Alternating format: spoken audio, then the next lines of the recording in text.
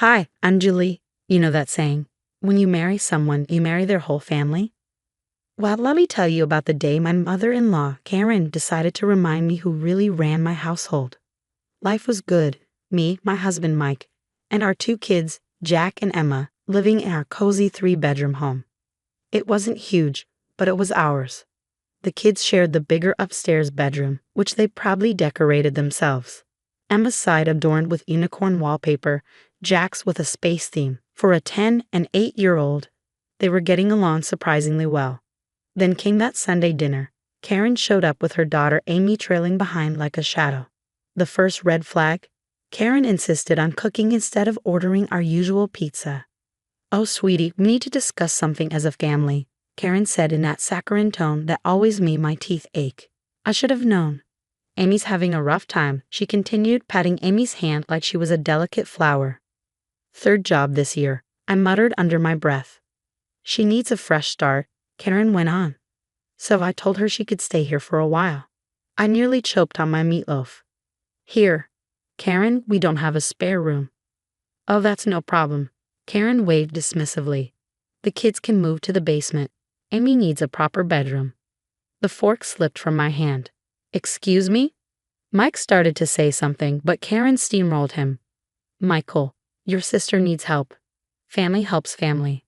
Before I could fully grasp what was happening, Karen was already marching upstairs. We heard drawers opening and closet doors slamming. By the time I got there, she was tossing Jack's clothes into garbage bags. "Stop, you can't just move my children's things." I snapped. "Julie, don't be difficult," she replied without even looking at me. "The basement is fine.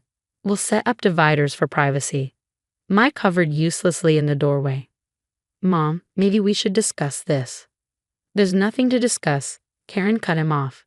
"Amy needs support unless you're suggesting we throw her out on the street." And just like that, my husband deflated like a balloon with a slow leak. That night, Emma cried as her unicorn wallpaper was covered with Amy's vision board full of Pinterest quotes. Jack stood frozen, clutching his favorite space poster. As I lay in bed, listening to my kids trying to adjust to their cramped basement setup, I made a decision. Karen might think she'd won this battle, but she had no idea the war she'd just started. "Mike," I whispered, "you know this isn't right." "It's just temporary," he mumbled, rolling over. "Temporary," I repeated, bitterness coating the word. Like the last 3 times Amy needed temporary help. But this time was different. This time she'd messed with my kids. And nobody messes with my kids. 3 weeks. That's all it took for Amy to completely take over our house. It started with the bedroom, then the upstairs bathroom, then the kitchen. She treated the place like her personal bed and breakfast, with Karen as the overly involved manager. "Julie, Amy needs her protein smoothie before yoga," Karen chirped one morning. I glanced over at Amy lounging on my couch, scrolling her phone, while my kids tiptoed around their own home like unwelcome guests. Jack stopped inviting friends over, not that I blamed him. It's hard to host Nintendo tournaments in a basement that smelled like old gym socks. Emma's grades were slipping too. "I can't sleep," she whispered one morning, dark circles under her eyes. "The furnace growls all night, and the basement's too cold." She hesitated before adding, "Jack keeps crying. But he doesn't want Daddy to know." That's when I started the Karen Chronicles, a detailed log of every incident, complete with evidence. Videos of Amy screaming at the kids for making noise during her meditation.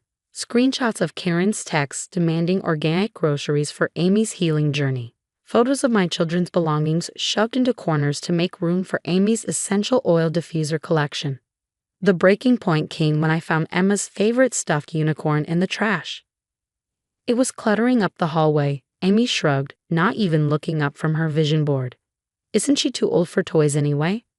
I marched straight to Karen, who was reorganizing my pantry without permission. "This ends now. The kids moved back upstairs today." "Don't be ridiculous," Karen snapped. "Amy needs stability right now." "Stability? What about my children's stability while your 40-year-old daughter plays spiritual guru in their bedroom?" "I'm 32, Amy shrieked from the living room. "Julie," Karen's voice went icy. "I don't like your attitude. Michael and I have already discussed this." "Discussed what?" Mike appeared in the doorway, and for once, his timing was perfect. Mom's been making decisions about our house again, I said, holding up Emma's rescued unicorn. Did you know Amy threw this away? It's just a toy, Karen began, but Mike cut her off. That was Emma's birthday gift from Grandpa Tom before he passed, he said, his voice suddenly firm. Something shifted in Mike's face. Mom, we need to talk about boundaries. Boundaries? Karen gasped, as though she never heard the word before. I'm trying to help your sister. I didn't raise you to be so selfish. No, Mike said quietly. You raised me to let you control everything. But this is my family too. My kids matter. Karen's face cycled through several shades of purple before she finally snapped. Well, I never. Amy, pack your things. We're leaving. But my yoga routine, Amy whined. Now. They stormed out, Karen swearing we'd regret our attitude. But watching the kids' faces light up when we told them they could move back upstairs, I knew the only thing I regretted was not standing up to her sooner. I'm sorry, Mike said that night, scrolling through my documented evidence. I didn't realize how bad it had gotten. It's not over. I warned him. You know your mother, she's just regrouping. He nodded, looking like the partner I'd needed all along. Then we'll be ready. The calm lasted exactly 2 days. This time, Karen came armed with blueprints and a contractor. Since you're so concerned about space, she announced, waltzing into our kitchen during breakfast, I found the perfect solution. We'll add an in-law suite over the garage. Amy can have her own entrance. Mike choked on his coffee. Mom, we can't afford. Oh, don't worry about money. Karen spread the plans across the table, over our breakfast dishes. I talked to Bob at the bank. You have plenty of equity to refinance. My stomach dropped. I'd seen Karen cornering Mike outside his office the other day. Now I knew why. Actually, I cut in. We've been talking to our financial advisor about the kids' college funds. No extra loans. Karen's eyes narrowed. Education is important, but family comes first.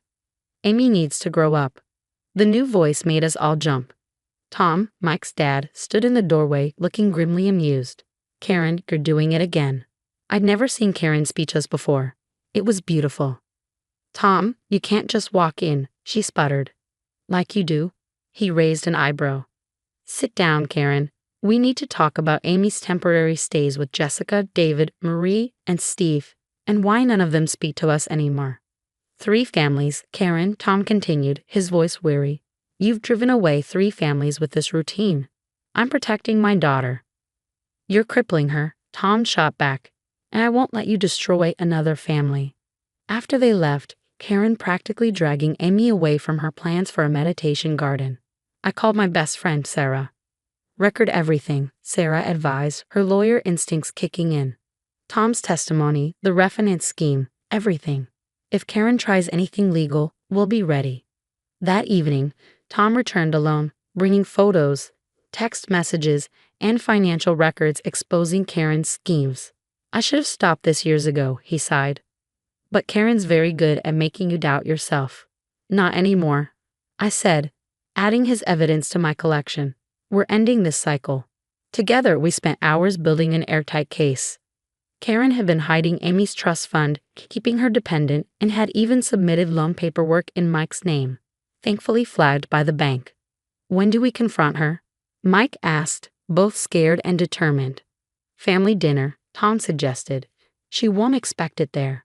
She always uses public settings to control reactions. Perfect, I said, thinking of the group text Karen had sent that morning, demanding we host Sunday dinner to discuss the renovation. Let's give her exactly what she wants, an audience. Sarah helped us prepare our presentation, and Tom rallied the extended family members Karen had burned before. Even our kids contributed, bravely agreeing to share how their basement exile had affected them. Sunday was coming. Karen thought she'd be pressuring us into her plans. Instead, she was walking into her own reckoning. Sometimes the best revenge isn't just exposing the truth. It's letting someone build the stage for their own downfall.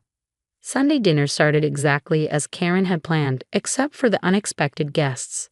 She froze in the doorway, her eyes widening at the sight of Uncle David, Aunt Jessica, Cousin Marie, and her husband Steve, all seated in our living room.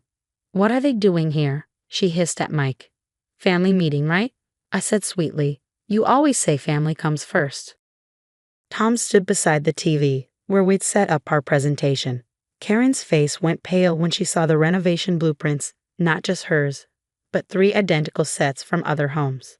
Before we discuss your plans, I began, let's review some family history. The next 30 minutes were brutal. David described how Karen's temporary arrangement had cost them their savings. Jessica showed pictures of their gutted house, abandoned mid-renovation when they finally broke free. Marie's voice trembled as she detailed the refinancing scheme that nearly cost her family their home. This ends now, Mike said, standing tall and facing his mother. No more renovations. No more manipulating Amy's life. No more controlling our family. How dare you, Karen shrieked. Everything I've done was for family. Amy needs to hear the truth, Tom interjected, pulling out a folder of documents.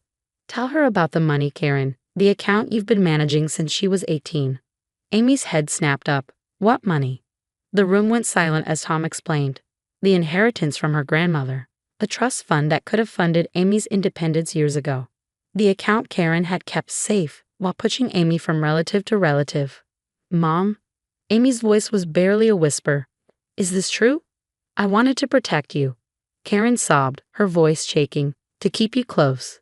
To keep me dependent, Amy corrected, her expression hardening as she saw the pattern for the first time. I'm 32 years old, Mom. Living in my niece and nephew's bedroom because you convinced me I couldn't survive on my own. Karen left our house for the last time that night, alone. Amy moved in with Tom, who helped her access her trust fund and find a therapist. Last I heard, she was taking coding classes and healing from years of engineered helplessness. The kids spent an entire weekend redecorating their room. Emma's unicorn collection grew with new additions from every family member who came to celebrate. Jack's space posters multiplied until they covered nearly every inch of the walls. The sound of their laughter upstairs was better than any revenge. Mike still struggles sometimes. Years of conditioning don't disappear overnight. But he's in therapy too, learning to recognize manipulation and stand firm against it. As for Karen, she's lost her power, her audience, and her ability to hurt anyone else. The family she wronged stay connected through a group chat, sharing updates and supporting one another.